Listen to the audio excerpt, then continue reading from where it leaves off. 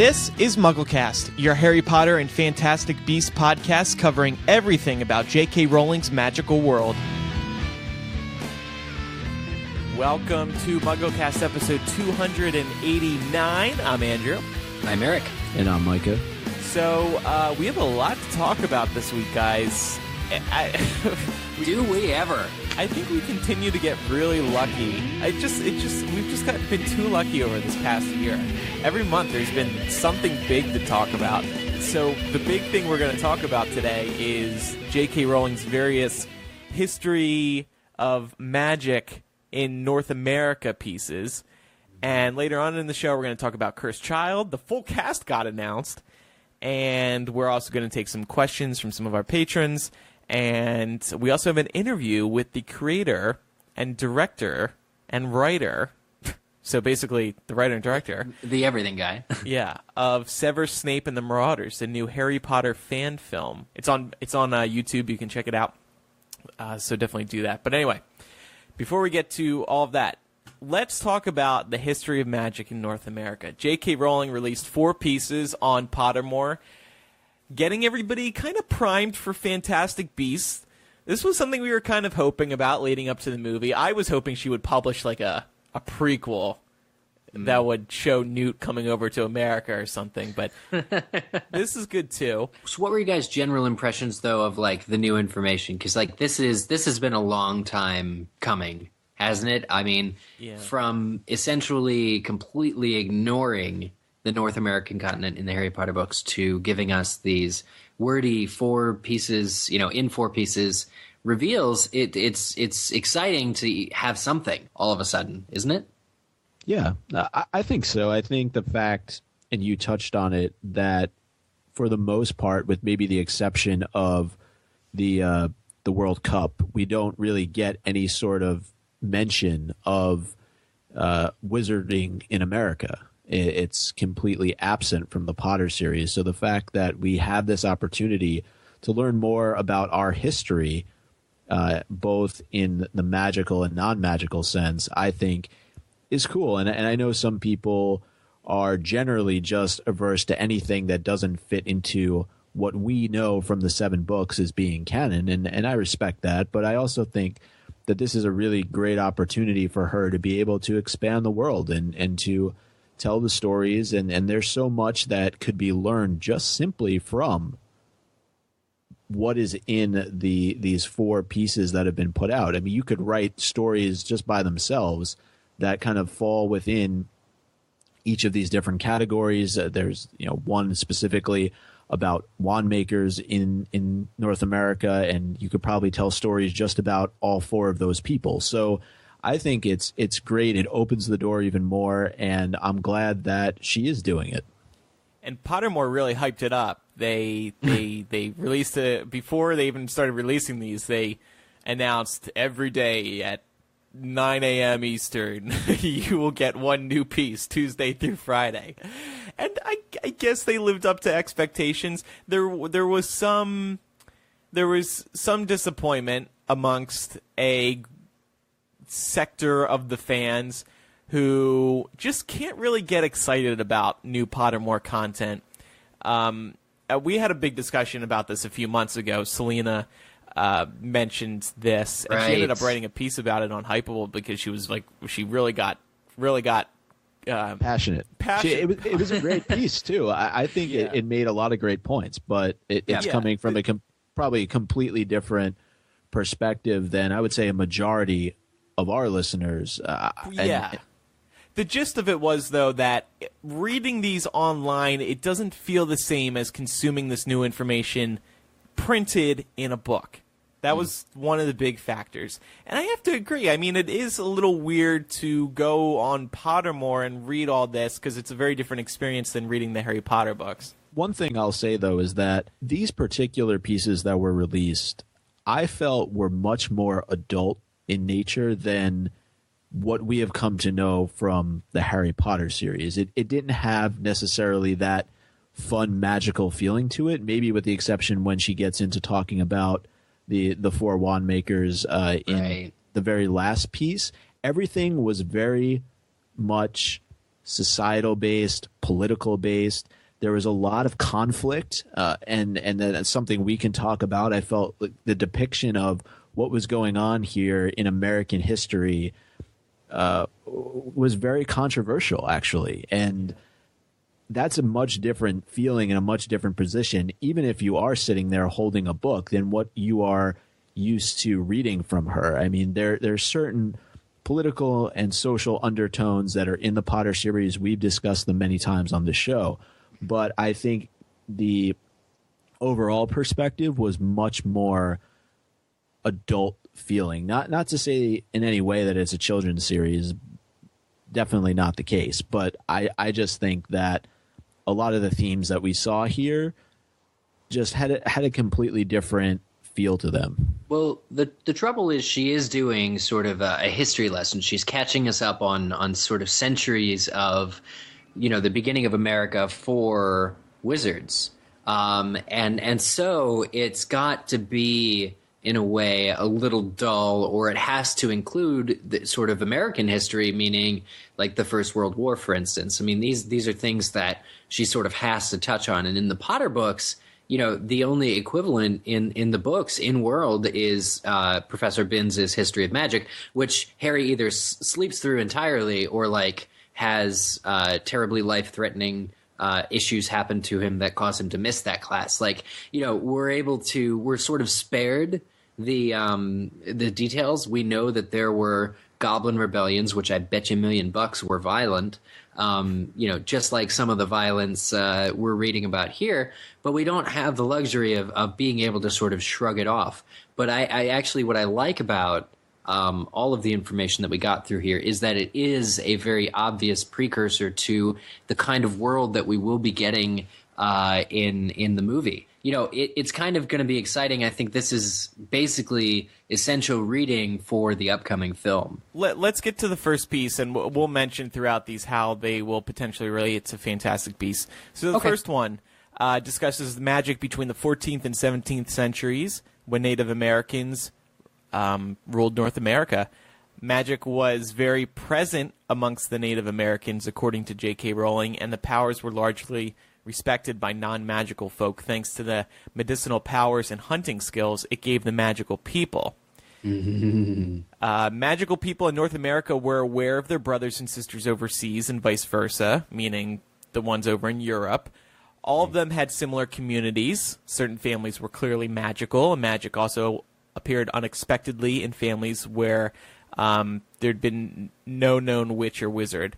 Now, this piece probably got the most attention online. So some in the Native American community were offended by Rowling using their culture in her work, or they don't believe that she didn't do her research, or that she wasn't correctly representing them. I'll read a tweet from Dr. Adrienne Keene. She's a Native American. She says to Joe, "It's not your world, it's our real native world, and Skinwalker stories have context, roots, and reality. You can't just claim and take a living tradition of a marginalized people. That's straight up colonialism / appropriation." There were a lot of other messages like this. Here's another one from somebody named Native Beauties on Twitter. "Don't tell me that, quote, there are other important things to focus on," referring to people telling this person to stop complaining. "We're allowed to be angry. We're allowed to make our voices heard. You must be out of your mind if you think we should sit idly while a renowned white author uses us as props in her fictional work." Ooh. Yeah. Damn. So, I see concern that maybe J.K. Rowling didn't do much research, and I can see why that would be frustrating. I've never known that to be the case. Like, have you ever known that to be the case where J.K. Rowling didn't do research on something? Know. Like, she's incredibly well read and well versed in everything like involving mythology and history, at least in the regions that she studied for preparation of the Harry Potter books. Like, to me, what seems to maybe be more of the issue here is that it's too much of a overgeneralization.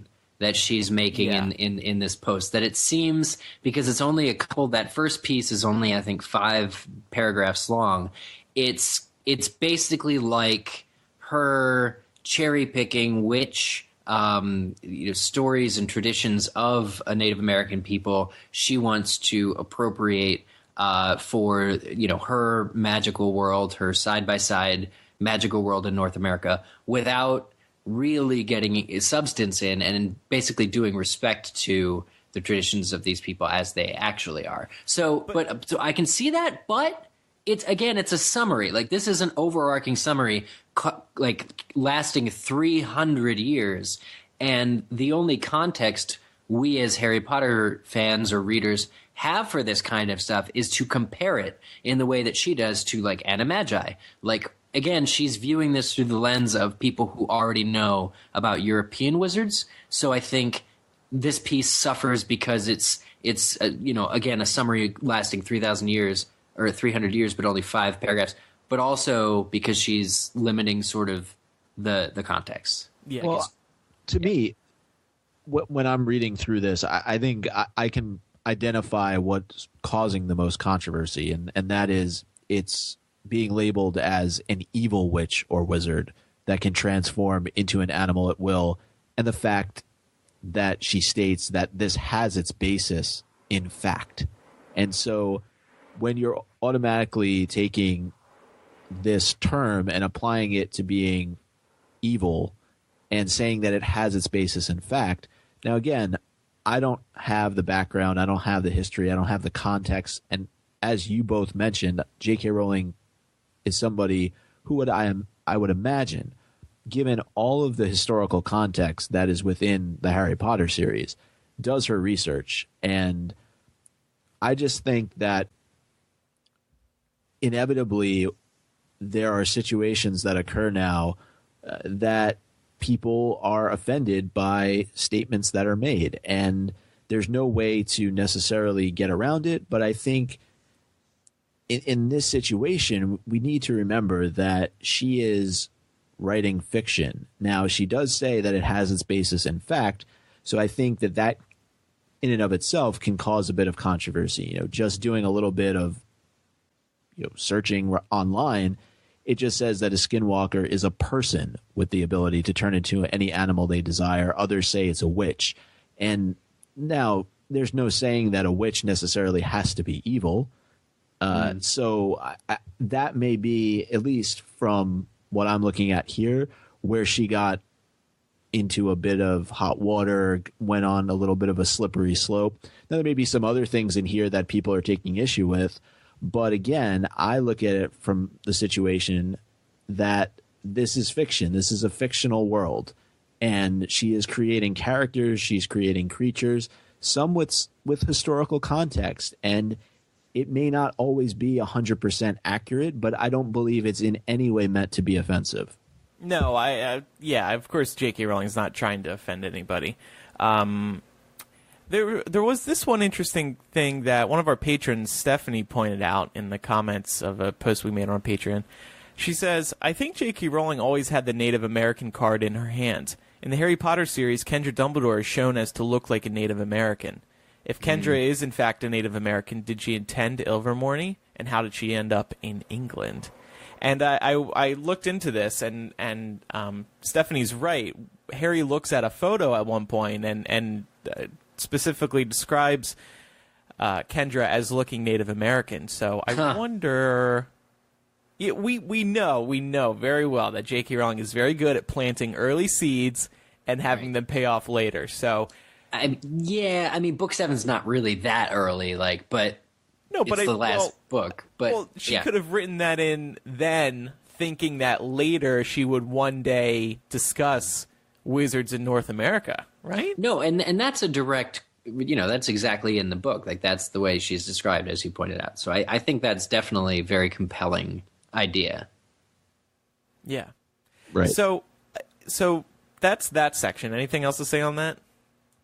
I just like sort of the notion that these what she says at the end here about different branches of magic, because the Native American wizards early on did not use wands, and we actually in a previous episode when we were going through the schools, there are other schools where they train in magic without wands as well, and I'm just pretty fascinated with this new view of the wand being sort of optional. Because just like nonverbal spells in the Harry Potter books, wandless spells in the Harry Potter books are really rare. You rarely ever see them, and but at the same time, if you can, for instance, in the case of nonverbal spells, if you can master them, it gives you a real advantage over what would traditionally, according to this piece, be European wizards who use wands. So at least this far in, I'm just really intrigued by. Specifically, she says that the Native American wizarding community were gifted in animal and plant magic, having many skills that exceeded every other wizard in potions and everything else like that. But charms, in particular, and transfiguration, as branches of magic, were more difficult to perform because they usually require a wand. I just think it's really fascinating that. Essentially there's this tool for channeling magic, but not everybody uses it. Yeah. And people kind of found different ways to channel magic. I like the view of magic as not being limited to wands. I think it frees up a lot of really interesting things. Yeah, and I liked when they were talking about the ability of transformation, not necessarily the reasoning behind why they transformed, that they were almost forced to do so in order to escape persecution and to be able to go out and hunt for their tribe. But again, another area of potential controversy was saying that there was this legend that grew up around the Native American Animagi that they sacrificed close family members to gain their powers of transformation. And I can see right there how that can be very controversial. Well, that might be why she mentioned evil in the previous sentence, was because that was the rumor that sprung up around. But I can definitely see where people might get confused or hung up on that. Well, and I would say replace Native American with any other race, ethnicity, religion, and you would certainly have some sort of feedback, some sort of response from that community. And so I certainly completely understand where a lot of this is coming from, but my response to that is, and I'm certainly not an authority in any way, is remember that this is fiction, and it's something that she is looking to do really just to provide context for this world that she has created now here in North America. Well, in acknowledging that Native Americans had magic and had the brand of magic or the same magic in the Harry Potter world that they did in ours, at least as the legends say, is actually it's profound to be recognized in that way. Like if J.K. Rowling were to write that the three of us were wizards, that would be pretty cool, right? So it's just kind of like, I think in the execution something happened and these marginalized people felt even more marginalized or became offended, and that's sort of upsetting because I the very last thing I'll say about this is I just don't think it was the intention of J.K. Rowling. And I do think that it was interesting for her to make the point that magic existed in North America prior to anybody immigrating here, that it's not something that came from Europe or other parts of the world, that in fact magic had its own foundation here in the US, Canada, Mexico. Mm-hmm. So let's move on to the second piece. These less controversial. Yeah, these all connect to each other, by the way. I think when you read through all of these, you understand, getting back to J.K. Rowling's purpose for the Native American piece, why she included that. So the second one was, it included information on the Salem witch trials, which is something Harry Potter fans have been eager to hear about, how they played a role in the wizarding world. they actually led to the creation of the Magical Congress of the United States of America, which we learned in the second piece existed before the Muggles in the USA created a Congress of their own, which was kind of an interesting fact. And Mac USA's first task was to put on trial the Scourers who had betrayed their own kind, those convicted of murder, of wizard trafficking, torture, and all other manners of cruelty were executed for their crimes, J.K. Rowling said. And Scourers, which is a weird word to say, they were a group of troublemakers who became increasingly troublemaking. And they connect to Fantastic Beasts in a way we'll touch on in a minute. But what thoughts did you guys have on this piece? It reminded me specifically the Scourers of Death Eaters from the Potter series. Those that were loyal to some really bad cause and were very much of the mindset of doing harm to their own kind. You could go maybe as far to say, and I don't know that all Scourers would be classified as pureblood, but that's also something that came to mind. I guess in a way it actually goes against it. They're only interested in their own personal well-being. They care nothing for any other types of people, including their own.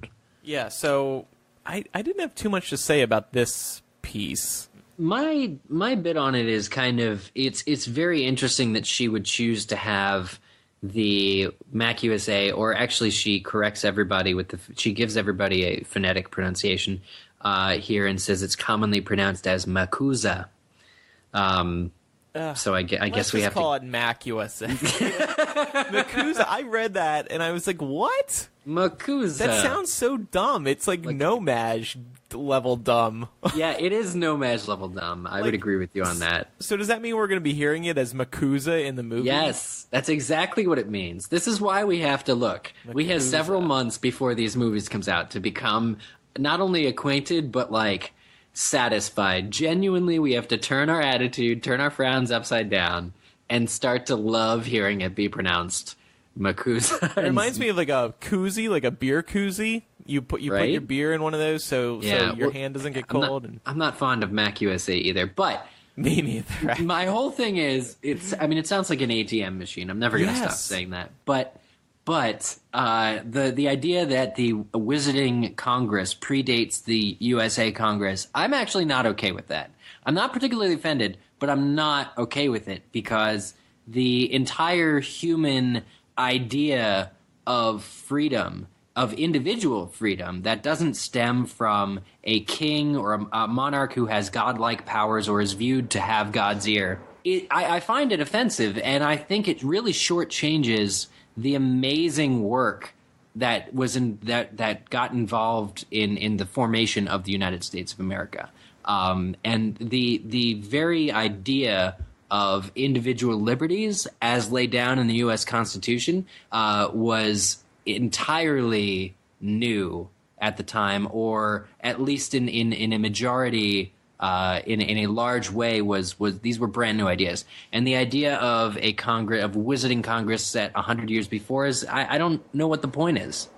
Well, it's this passage I thought was interesting because it connects to Fantastic Beasts is that we know in the Fantastic Beasts movie there's going to be this group of second Salemers led by a particular person who has a co-starring role in the movie.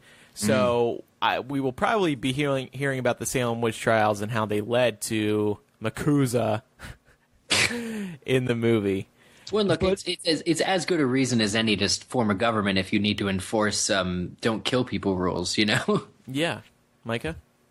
Yeah, I agree with the way that Eric feels generally about this. It seems like very early on in American society, and you could certainly make comparisons to real historical context, there was a need for segregation, and there was a lot of discriminatory practices that were in place. And I don't know necessarily how I feel about that with the way that America as a whole is being presented here. And that was kind of how I walked away from reading a number of these pieces. I thought that, and certainly, like, regardless of political views, and we all know that there's plenty of that going on right now. I just thought that America was not painted in a very positive light by a lot of this. And I would agree with that. I don't want to go down that road and get into that, because I feel like that's not really at the core of what we do and what we podcast about. But I just kind of left with a bad taste in my mouth after reading some of this.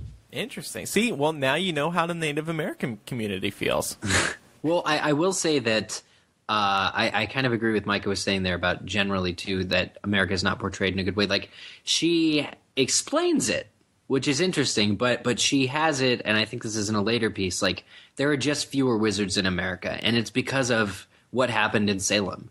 And so the history isn't going to be as colorful on this side of the pond, because many wizards, frankly, just stayed away.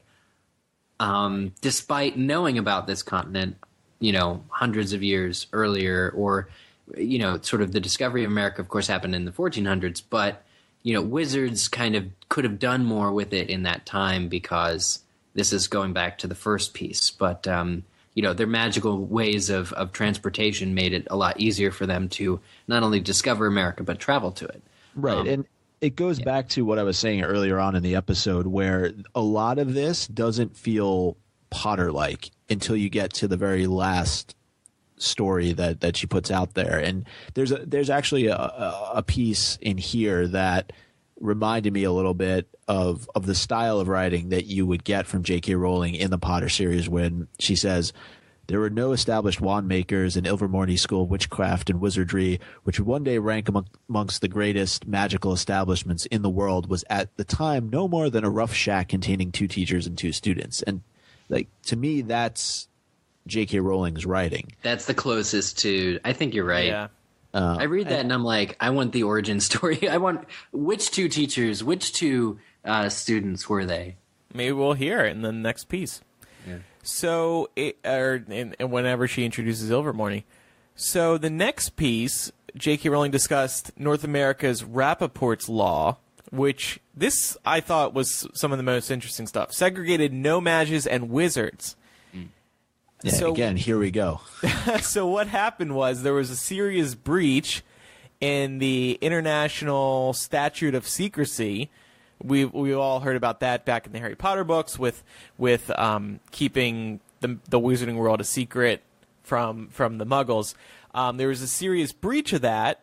There was a whole story here. J.K. Rowling tells them, just summarizing. Which, again, is very kind of cheesy for the whole reasoning behind why you have this segregation in place. So, again, going back to having a not a positive feeling after reading these, I think that had a part to do with it. Oh, okay. I mean, do you feel different? I mean, it's... Well, no, I thought this was... J.K. Rowling can say whatever she wants. It doesn't bother me. I mean, maybe I should take my own advice and say, hey, it's just fiction. Like, leave it alone. Yeah, exactly. Yeah. I'm just like, okay, cool. Will this be in the movie or what?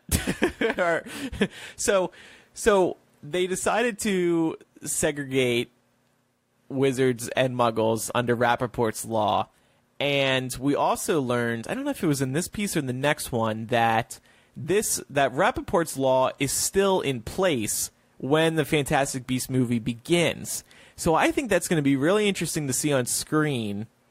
Wizards seriously, like consciously trying to not show any sort of magic at all. J.K. Rowling said communication with no mages was limited to that necessary to perform daily activities. So things like holding the door open, I suppose, or stuff like that, where you have to interact with them, sort of, but like you can't be friends with them, you can't get in a relationship with one of them. There was a very strict line here.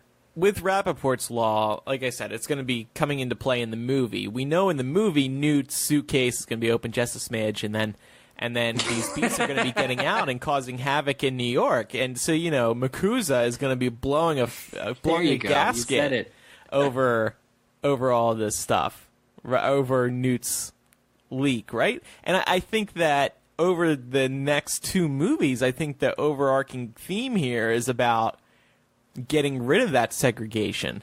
And then suddenly we may be talking in another year or 2 or 3 years about how J.K. Rowling is offering amazing commentary on equality and stuff like that, which is a huge issue in today's real world. It is, which is why it would upset me if there was a wizarding sort of no-mage and wizard equality, because we can't even achieve that among non-wizards here in America in 2016. If the wizards do it first, it's kind of pointless, right? Well, the rest of the world is able to figure out how to do it first. That's true. To follow suit. So that's a good point. But I like the point, Andrew, that you made in the article that you wrote. In terms of, will the European mentality affect the story, right? Will Newt, when he comes over to New York, really take to Rappaport's law? Will it be something that he is mindful of, or does he just completely ignore it because it's not something that he is used to from the UK? I bet if he's going to go on stand at MACUSA, I'm getting used to this now. Maybe I do. Yeah, like you it. are. See, you're doing it. You're doing it. If he's going on stand at MACUSA, he's probably going to be like, "Yo, guys, over in Europe, we don't have this segregation. Rappaport's law is dumb. You got to get rid of this." Right? Well, also I will say that, if you go to another country, you usually have to follow their laws. So as much as some you may not like as much as others, but maybe he's just not as aware. And that could lead to some of what we experience in the first Fantastic Beasts film. And then the final piece here. Which was the best part. You think? The fun one. Okay, so this one was about the Roaring Twenties, so that brings us up to where Fantastic Beasts begins. This one, like we mentioned earlier, it touched on World War I. It also touched on the different wand makers here in America. There were 4. Unlike in Europe, or at least in England, there was just one. It was Ollivander's. So I guess we'll go through these 4. There was one named Shikuba Wolf, who was of Choctaw descent, was primarily famous for intricately carved wands containing thunderbird tail feathers. By the way, all these wand makers in America only had a single core. They weren't multi-core like Ollivander's was. Wolf wands were generally held to be extremely powerful, though difficult to master. Then there was Joannes Jonker, a Muggle-born wizard whose no-match father was an accomplished cabinet maker, turned himself into an accomplished wand maker. His wands were highly sought after and instantly recognizable, as they were usually inlaid with mother of pearl.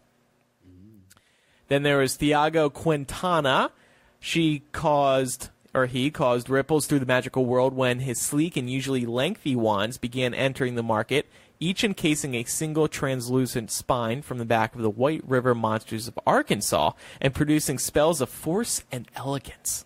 That sounds like a bad country band, by the way. White River Monsters of Arkansas. That's going to be my wizard rock band, my new wizard rock band. And then finally, Violetta Beauvais, the famous wand maker of New Orleans, refused for many years to divulge the secret core of her wands, which were always made of swamp mayhaw wood. Eventually, it was discovered that they contained hair of the Rougarou. Give us pronunciations for all of these. Rougarou, sure. Yeah, I don't know. The dangerous dog-headed monster that prowled Louisiana swamps. It was often said of Beauvais wands that they took to dark magic like vampires to blood, yet many an American wizarding hero of the 1920s went into battle armed only with one of her wands. So those were the 4. I thought it was really cool that she had one in New Orleans. There was some speculation that Fantastic Beasts or Ilvermorny was going to be in New Orleans. We were hoping for that because New Orleans has kind of these magical roots. It's obviously a beautiful town still today. And, so I thought that was great.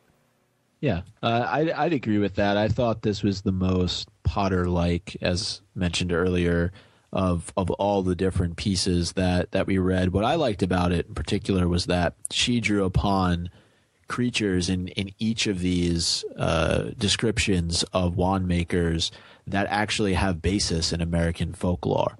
And, if you go through and you look up, the Thunderbird or the Wampus Cat or the White River Monster or what was the last one, the Rougarou? Which is like a werewolf almost. It makes sense for the fact that it would be, it has its roots in France, so that it would be in French Louisiana. So I just like a lot of the historical context that's drawn upon here, the thought that went into all of this, and that they're possibly fantastic beasts that we may come across at some point in the course of these 3 films that are being created. So Janelle, one of our patron supporters, asked us, which North American wand maker would you prefer to get your wand from, and why? Ooh, well, what a great question. New Orleans for me. I went there last year. I just loved it so much. I haven't been to Arkansas. I haven't seen the White River Monsters. So I would go with Violetta's wands. She's probably cool as hell. You know that too. She is, but it says that a lot of her wands went the route of dark magic. So what does that say about you? I'm dark. I already know this. That was just a rumor. The heroes, all of the heroes, ride into battle with one of her wands. So how about you guys? Ooh. I like the one you chose, Andrew, but I'd go with Shakoba Wolf. Oh? Well, the Thunderbird is said to closely resemble the Phoenix, and the wands are extremely powerful, difficult to master. Good challenge, right? You're up for a challenge. Mike is always up for a challenge. And prized by transfigurers. So, are you a transfigurers? All you just did was read the description. Here's exactly why I want this one. It is hard to decide based on just this limited amount of information. I mean, if there's something here that connects with you, like if you're into Phoenixes, then I can see why you pick Shakoba. Yeah, I don't. She sounds cool, so I just think that. That would be, any of these are a good choice. They all have these cool background stories to them, and I wonder, how influential they are in terms of the students that get accepted to Ilvermorny, and how that all plays into it. How do you go about getting a wand? With all these different potential wand makers. I would go with, just going to choose a different one so that we can be equally representing all of the wand makers. But sorry, apologies to Thiago Quintana. I'm going to go with Jonker, Johannes Jonker, or Jonker, because his dad was a cabinet maker, I guess, and very You're humble. Into cabinets. I'm into cabinets, sort of into mother of pearl. Humble, yeah, inlaid with mother of pearl, and the core is the Wampus Cat. I like the humble origins of this wand maker. The fact that he is recognized as one of the 4 greats of America, like when he basically comes from nothing and has some really, I don't know, you wouldn't think a cat hair would be, a great wand core, but apparently it is because he's on this list. So I'm gonna go with Jonker. Also, I don't want like a creature's spine for a wand. So that's very Elder Wand, or very like bone wand looking to me, and I would think that would be terrifying. Yeah, and then another point that you made here, Andrew, about Makusa not being a fan of ghosts, poltergeists, fantastic creatures when compared to their European equivalents because of the risk.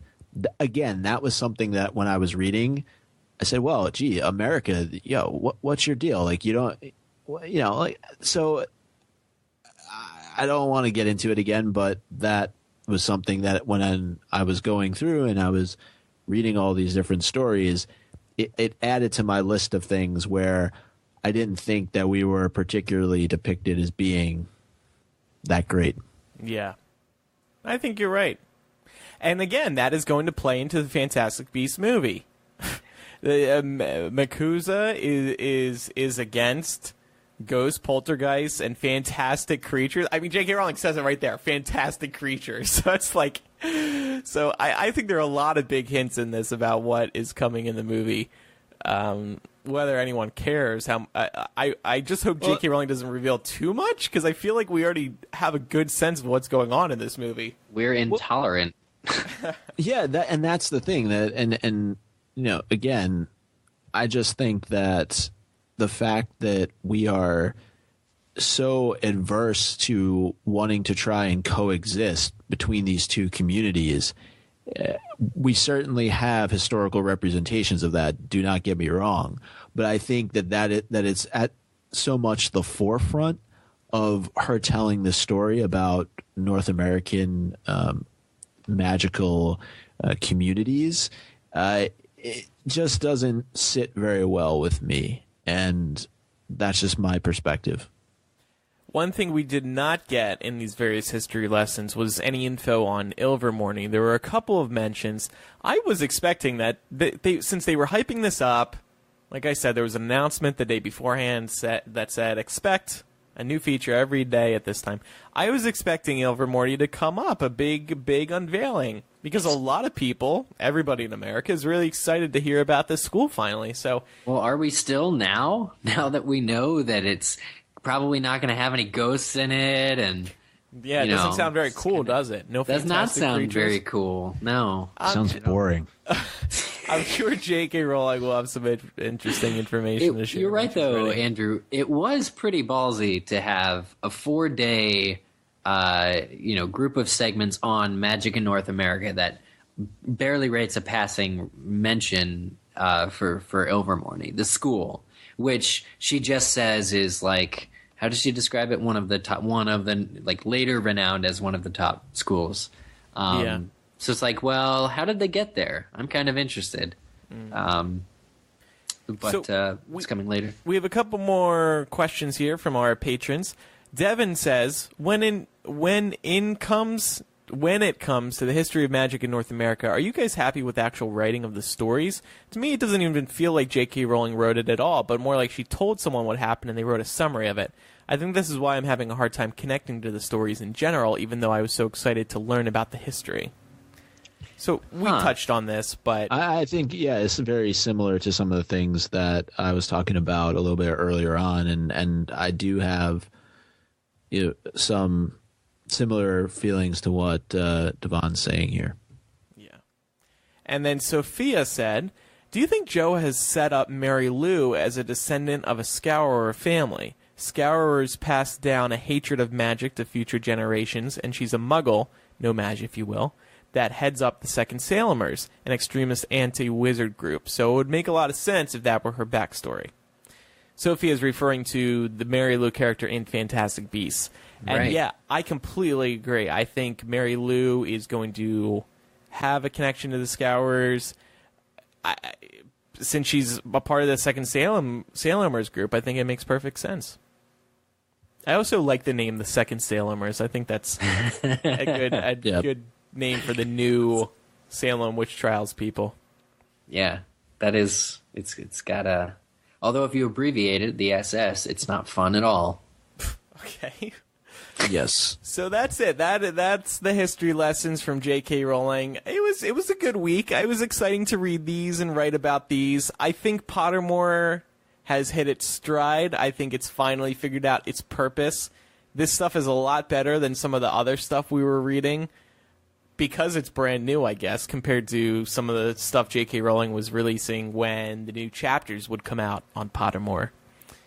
And we'll see what else they have. I think when they get into Ilvermorny, I wouldn't be surprised if they do some sort of quiz, like to sort you in the house. Yeah. If there's houses. I'm still interested in finding out if there are houses. But I don't know. Anytime Pottermore hints that it's providing something other than writing, it never materializes. Like, I'm still waiting for my Patronus quiz. So, yeah, how that was left out is beyond me. But they found a way to do it, and I'd be excited too just to see Ilvermorny. What does it look like in terms of how is it going to appear in the Fantastic Beasts film, assuming Newt goes there at some point. Oh, God, how cool would that be? That would be cool, but I think they've kind of said it's not really going to be in the movie. That would be amazing, though. I think people would lose. It's just a shack with 2 students. Well, there was a piece of art that was released on Pottermore. It's kind of like you can see the outside of the school. It's not as tall as Hogwarts. It kind of looks like there's less floors. I think maybe it's just the angle, but yeah. Oh man, if that was in the movie, I just want an Ilvermorny shirt. Why isn't that a thing yet? I'm sure you'll get one at some point. I'm expecting to walk into the Wizarding World of Harry Potter one day at one of the Universal theme parks, and suddenly there's going to be Ilvermorny merchandise sitting there. Yeah, and I will buy it for sure. So we're going to get on to some news, and we're also going to play Make the Connection.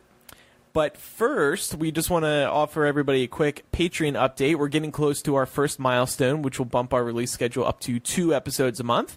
We have about 150 patrons to go before we start doing 2 episodes a month. Once we hit that milestone, more MuggleCast, baby. More interviews, more looks at the fandom, more timely news discussion. I think that's going to be really helpful. We're about to talk about the Cursed Child cast. It happened kind of a while ago. I mean, after our last episode, it's been a few weeks. So we'll have more timely discussions here on the show, and a little update for the T-shirt. We promised everybody who supports us at the $5 level that you will receive a MuggleCast T-shirt, the design of which will be revealed by April.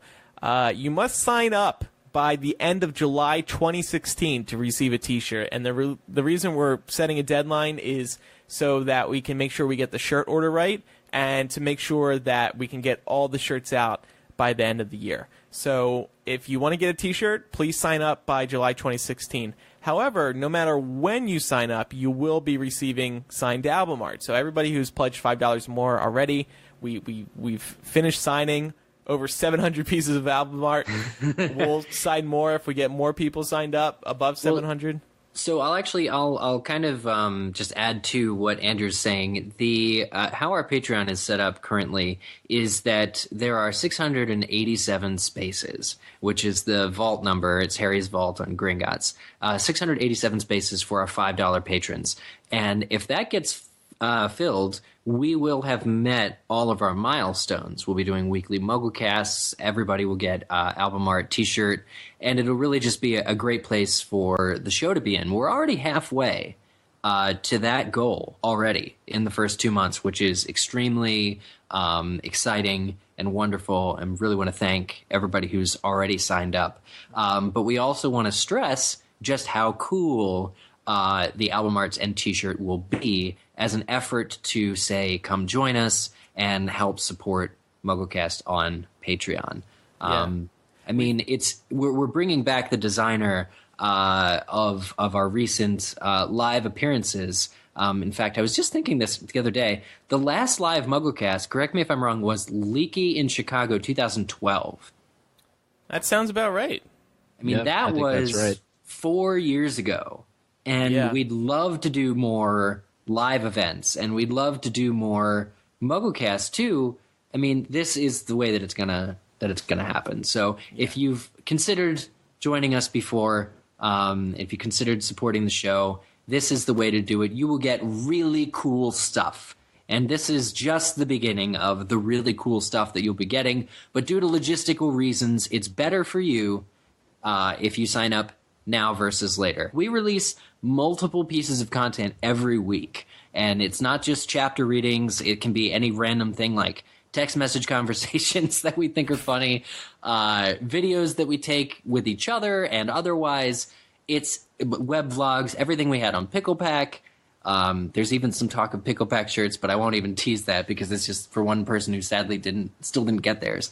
But I mean, the sky's the limit, and honestly, we're having a lot of fun providing MuggleCast, providing this content for you. All we can say is please join us, please support us. Go look at the website, watch our video. It's very nostalgic, but please, please, please think about joining us on Patreon, and you'll get some really cool stuff in return. Patreon.com/MuggleCast. There's also an app, so when you sign up, you can have access to all this content easily on your phone. So you'll be able to listen to the stuff, the bonus MuggleCast stuff, see the photos, see the video, all easily right in an app. Yeah, oh yeah, and there are push notifications that come when a new thing is uploaded. So we get likes and comments on it like right away. People are feedback. Also, our discussion comments, as you will have noticed, like things that we're bringing on, questions from people, all happen on Patreon. So you can really sort of shape the show, and we'll be looking at them at our patrons for more input on every episode. I was just going to say one of those pieces of content happens to be video of us signing those 700 pieces of album art. I went all the way to Chicago. How did we do this? How did we do all 700? It's a miracle that the marker lasted that long. But I'll add this too. We did have fun with some of them. There's a handful that are specialized in other ways beyond just the signature, and which will be random. Yeah, it'll be random. But for those of you who get them, you'll know what we're talking about. We certainly encourage you to share them once you do receive them. And another thing that just came to mind was the chapter readings that we're doing now. I know I have the responsibility of Sorcerer's Stone Chapter 3. So if you ever want to hear me try a British accent, which I'm sure is a painful experience, it may happen. I don't know. We'll see. But yeah, I just echo what Andrew and Eric have already said. We can't thank those of you who have already supported the show enough. And we look forward to continuing to come up with new and different ways to say thank you. Right. Patreon.com/MuggleCast. So, a couple news items now. The full Cursed Child cast was announced. Rehearsals are now underway. They unveiled the cast by sharing one big picture of the whole family together. It's quite the photo. There's 40 people in the cast, and also in this photo is J.K. Rowling, the producers. Oh, I missed her. You missed her? Really? It's hard to miss her. Where's she at? Front and center. Oh. Yeah. So here's the thing, though. It was exciting that we got this, but they didn't share who's playing who. So we still don't know the characters in this play. If you look at some of them, you can kind of figure it out. Obviously, we know who's playing Harry, Ron, and Hermione. There's one person who I think is going to be playing Ginny Weasley. I think she definitely looks like Ginny. But then you look at some other people, like you see a couple of older people here. You see a good number of kids. You see a lot of white people. There's 1, 2, 3, 4, 5, 6 people of color. So, you know, it is what it is. I have to say, that's exactly sort of what I was going to say, too. Like, Hermione is being portrayed by a person of color, which is amazing and forward and awesome, except there are very few other persons of color in the entire cast. There's essentially 50 white people in this photo, and not even really any children of color, as Micah just pointed out in our chat here. Like, so does that mean Hermione is a person of color, but none of her children are?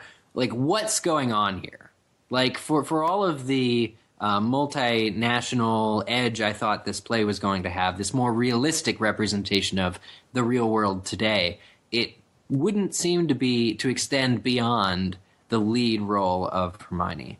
Well, 2 of the kids look like they're from New York, or at least they have shirts. Have shirts that say New York. That. Yeah, I thought that was maybe they have 2 Americans who are in the play. You never know. It's like a little hint.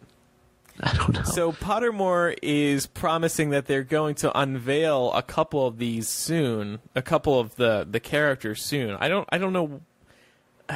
Would it really unveil a lot if they were to just tell us all the characters in the play? Like, why not just do that? Yeah, it would give everything away. Well, it gives them content, though. It gives them a little bit of the surprise factor of being able to reveal all the different cast members that are a part of this play. Yeah. Oh, you're right. I'm not complaining. As somebody who is a publisher myself, I'm happy to do multiple articles on these. It was just a little disappointing to not hear about a single character when they show this photo of 40 people. Right. Here's all the people, but you don't know if they're going to be old croon one, old shop owner one, or like people that Albus meets in an alley. Like, it could be anything. And so even though they gave us their names, unless you've worked or live next to these people, it won't mean a darn thing for you or to you.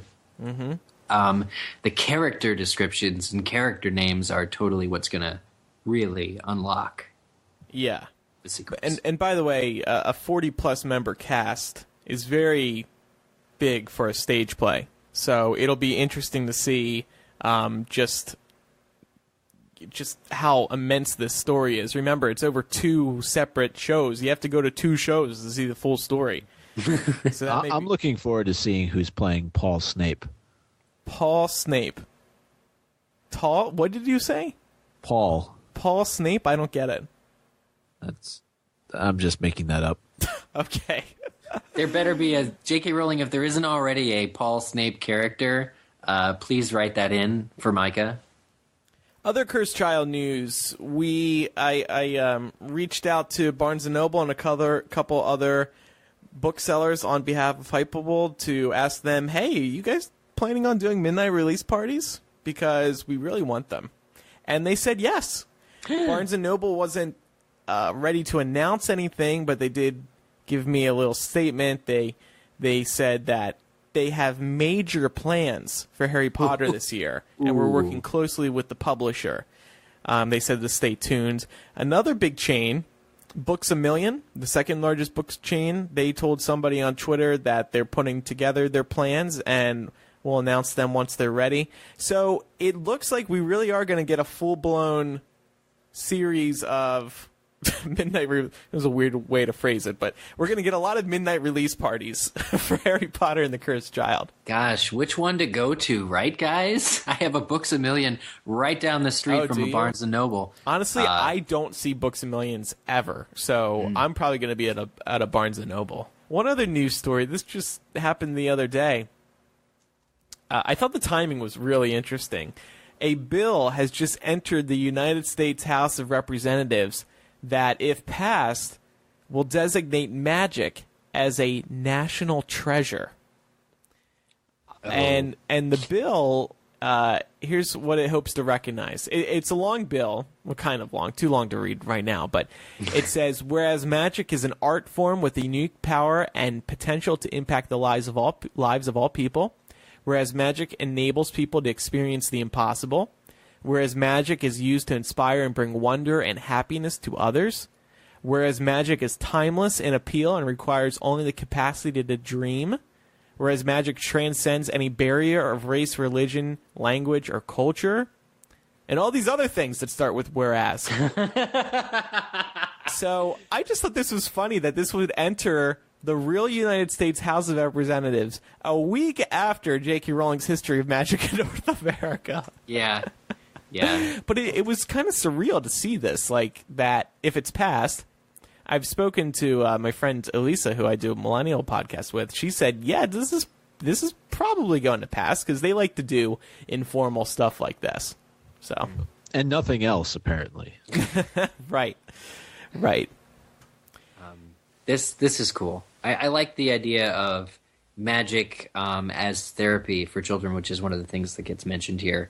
And of course, they're talking about sleight of hand, illusionist type stuff versus real magic. At first, I was really confused. I was like, "Wait a minute! Does real magic exist? And yes. how do you quantify it?" But I think this could be a good thing, and certainly not one of the major things Congress needs to tackle. But it's I would love to see this get passed. Well, here's the thing. I think that now that if this bill passes, we're going to see real wizards and witches coming out of the woodwork. They're going to feel accepted. And they're going to break Rappaport's law. And they're going to be like, hey, you guys, we're here. We're actually real. I think that would be awesome. Okay, let's move on to Make the Connection. I love these. These are great, and they're always great. And we ask, we've been bringing back old segments as part of our new MuggleCast initiative, and one of them we brought back recently was Make the Connection. We took to our listeners to submit their Make the Connections, which we are going to try. So y'all know how this works. The goal is make the connection between Harry Potter and something else that's random. and we have to do it. And there's usually a time limit, but we'll see how we can do. So, Micah. By the time the Jeopardy song runs out. Oh, yeah, right. Yes. Okay, so, Micah, I am going to task you with making the connection between Harry Potter and an all-expenses-paid trip to Hawaii. This music really adds to it, I think. I think we need the John Williams version of the Jeopardy theme song. But I mean, don't waste the whole song. Oh, I was just listening to the Jeopardy theme. It's very. Now that you play music, we all want to listen to it. Well, because we never got the opportunity to go anywhere outside of what we knew as Harry's world, right? Though I will say this, for Harry, right, I think going to the Weasleys was like going on vacation. And so that would be my comparison in terms of going to Hawaii. Oh, I love it. Okay. Yeah, that was good. Also, he didn't have to pay to go visit the Weasleys, so I would say that's very adequate.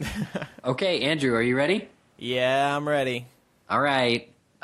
This is from Sophia. Oh, by the way, the other one was from Erica Kiana on Twitter.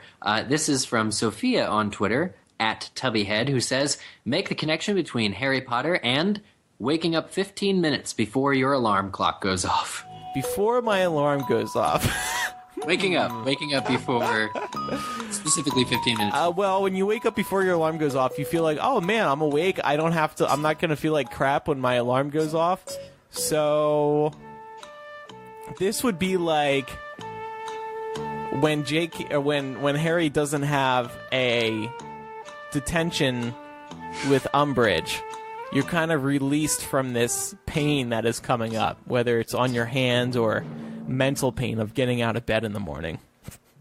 I like that a lot. I thought you were gonna. I actually thought you were gonna go with taking Felix Felicis when you feel like you're on top of the world. Ooh, that's a good one. I'm gonna try it one more time. All right, Eric. Here, let me throw one of these at you.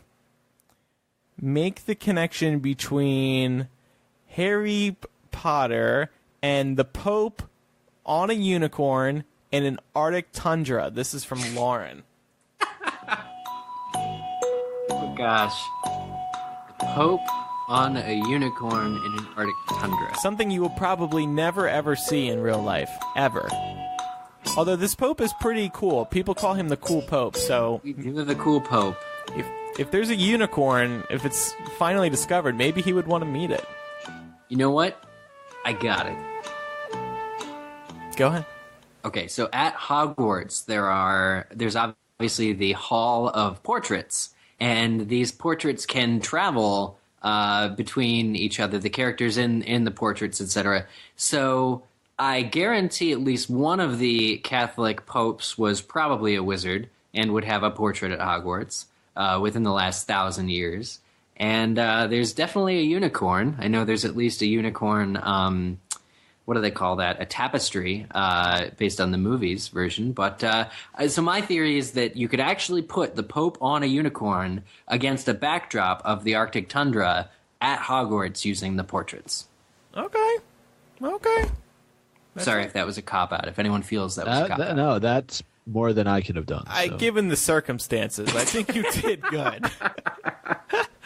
Pope, unicorn, Arctic tundra. Arctic tundra. Why don't we do one more all together? So my two favorites remaining are Felix Scamander and Jennifer Sieben on Twitter. But I also like Shiksha, who wrote Zayn leaving One Direction. I don't know if we should do that. Well, that would be like losing Trelawney at school. Who did Umbridge get rid of? Trelawney. Okay, yeah. So if you're a Trelawney fan and Trelawney gets kicked out, you'd feel pretty horrible. And if you're I'm not even playing the music. I just kind of fell into this. But if you're a One Direction fan, you would feel pretty horrible that Zayn is leaving the band. Okay. But which one do you really want to do? Ron. It could be Ron leaving the trio. Yeah. I was thinking more central characters, but I think it works either way. You pick one, Eric. Oh, I pick. Well, okay. Here's Jennifer Siebens. Make the connection between Harry Potter and the Chicago Symphony Orchestra performing the songs of Kansas only on items found in the kitchen. Okay, you can definitely take that one. This was the group one. No, I just answered one. Well, all right, I'll try to help you out here. Okay, all right. HP and the Chicago Symphony Orchestra performing the songs of Kansas only. Kansas only on that. So Kansas rock music items only found in the kitchen, like pots and pans, and Chicago Symphony Orchestra. So they're dulling themselves down to do that. I feel like house elves would. I mean, this isn't directly related to something that happened in the books or movies, but house elves would put together a mishmash of that's amazing random instruments and like maybe those things in the kitchen at Hogwarts. And that's amazing. They have pots and pans. Yes, they do. And they would play Kansas. And carry on my wayward son. The thing is, obviously we know music is a magic far greater than what is taught here at Hogwarts, except in the movies. And I have a feeling the house elves would join the choir, and there's probably an all house elf band that now tours in the future or present day Hogwarts. So, okay, yeah, that's how we play Make the Connection. All right, to wrap up the show today, I spoke with the creator of Severus Snape and the Marauders about the making of the film. And here's that interview. I'm joined now by Justin Zagri. He's the writer and director of Severus Snape and the Marauders. Hey, Justin, how you doing? I'm good, Andrew. How are you? Good. I'm doing good. Thanks for coming on our podcast. It's actually been a while since we've done an interview with somebody fandom related, so it's nice to have somebody on again. Oh, it's an honor. Cool. So, many of our listeners have seen Severus Snape and the Marauders now, and a lot of people have really loved it. Can you tell me how you originally got the idea for this one? The idea actually came from initially the concept came from the fans. I did a poll after The Greater Good was successful, asking people what they wanted to see, and it was overwhelmingly they wanted to see a story about the Marauders. And I decided, well, I want to tell a story that involves Snape too, if it's going to involve the Marauders. And I just did as much research as I could into the books, and I thought about my limitations as far as what I could do here in Los Angeles, which means no castle, no school, unfortunately. So I thought, well, what would it be like if these people confronted each other just after graduating Hogwarts, because they're all about to go to war. So what would that be like? How would they interact? They would probably get into a fight, and how would that fight turn out? Yeah. So that's where it came from. So when you were researching it, you mentioned the books. Did you happen to read like fan fiction or anything? Because there's a lot on the Marauders.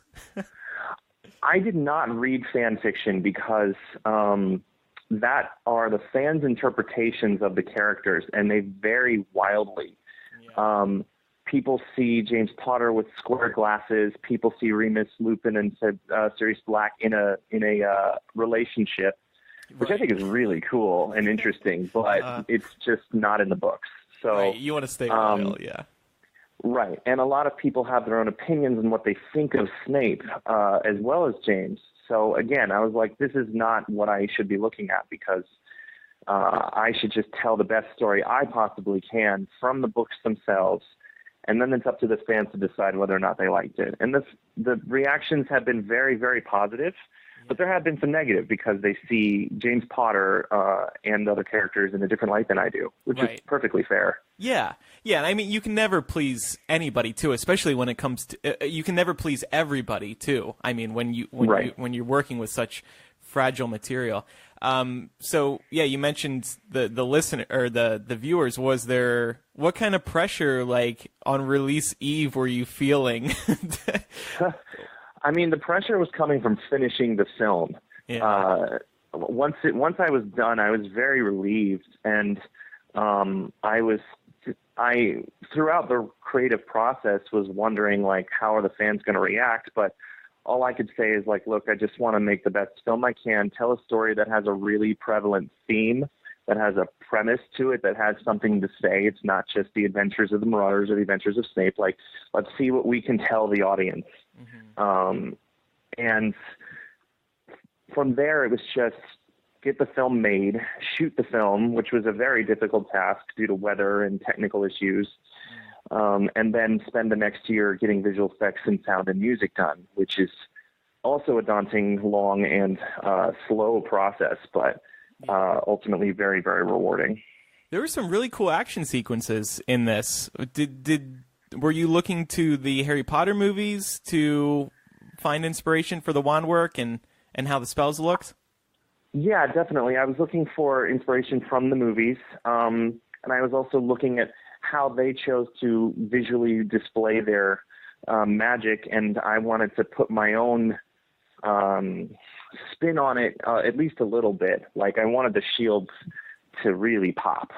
That's something the movies didn't quite do very much, but the books and the movies, they're not as focused on wand fights and duels. They're much more, they have a lot more ground to cover than just fights. So mine was centered around the final confrontation between Snape and the Marauders, and I wanted to make sure it really stood out both from a storytelling point of view as to why Snape is, not necessarily overwhelming the Marauders, but certainly holding his own against 4 talented wizards, or at least, 3.5, I guess. Peter Pettigrew, I don't know. But I wanted to say why Snape was a powerful wizard. And I wanted to display also that the Marauders, when they're together, were ultimately extremely powerful, and willing to go to great lengths to do what they think is right. And that's where some of the more impressive visual effects come from, is to show these guys are not just really powerful, but are willing to take it to the next level because they feel like they have to. Yeah. I think something else that was really impressive was how you felt for Snape while watching this. You're reminded just how much James bullied him, and this is just something you really haven't seen before. There were some sequences in the later films where you get some clues, but this, I was just really feeling bad for Snape. Was that a priority when you're going into writing this? I wanted it to be a large mix of emotions for Snape and James. I wanted it to start out where you felt like you could relate to James and his friends, like you could sit there with them at the bar talking about life and, making little machismo quips, because that's what 17-year-old boys do, at each other. And then I actually created a shift in tone, literally, when he sees Snape come in, like the lighting in the scene gets a little darker, because in my opinion, Snape brings out the worst in James and vice versa.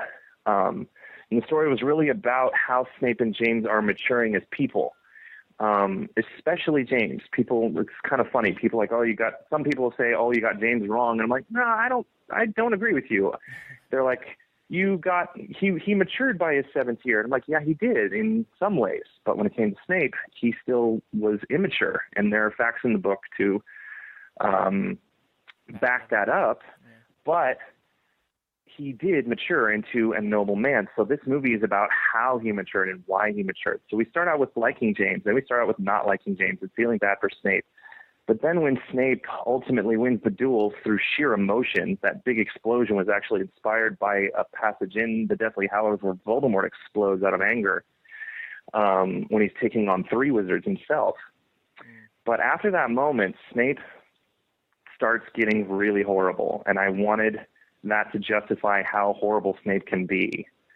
I wanted there to be a moment where you actually hated Snape. He tortures Sirius. He put Sectum Sempra to Remus's face, and Remus is one of my favorite characters, so it hurt to do that. And then he just beats James horribly, and then tries to kill him. And James didn't deserve to get killed or beaten up like that. Once he loses, Snape could have been the better person and walked away, but he didn't. And then finally, James admits that he started it in front of Lily and in front of his worst enemy. That shows major maturity to me. So I wanted it to go back and forth. Like, you like James, you hate James, and then you realize that, he's growing. He's learning. Same with Snape. See, one of the reasons it's so great that you did this movie is because it's clear that you have a very strong handle on this story. Mm-hmm. So I think that's really awesome. So Thank you. At the end of Severus Snape and the Marauders, there's a bit of a cliffhanger, and I don't really want to spoil it for people who haven't seen it yet, but is there going to be a sequel? Are you already thinking about that?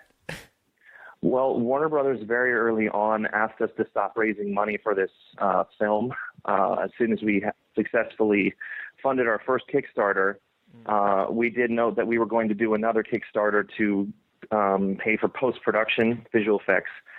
And Warner Brothers called us up and said, you can make the movie, you can keep the money, but please don't raise any more money. And we raised a lot of money. So to make another film on this level of production value and quality is, unless I become rich or something, it's really kind of impossible. So yeah, no, it's too bad that they had to put the kibosh on that.